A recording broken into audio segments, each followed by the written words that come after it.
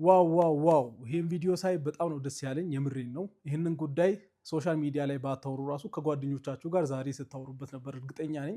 እኔም ከጓደኞቼ ጋር ስለዚህ ነገር ሳወራ ነበር እና ስናወራ የነበርነው ነገር ምንድነው እነዚህ ሁለት ወጣቶች የራሳቸውን ቢዝነስ ሶሻል ሚዲያ ላይ ፕሮሞት ከሚያደርጉ በጣም ጎበዝ ወጣቶች መካከል ናቸው።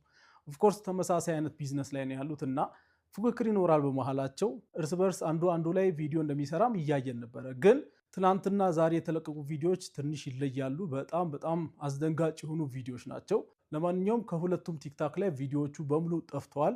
እንደምታዩት አሁን ጉዳዩን በእርቅ የፈቱ ይመስላል እና ይሄን ነገር ሳይ ምን ትዝ አለኝ፣ በጣም ብዙ ጊዜ ሰዎች ሲኮምቱ የነበሩት አንድ ኮሜንት አለ። ጀማው ተስማምተናል አይደለ?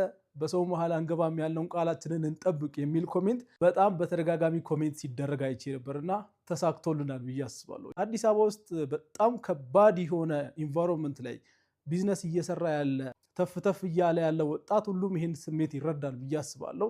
እንደዚህ አይነት ጥሎች በጣም አነሰሰሪ ናቸው ሲጀመሩም። ስለዚህ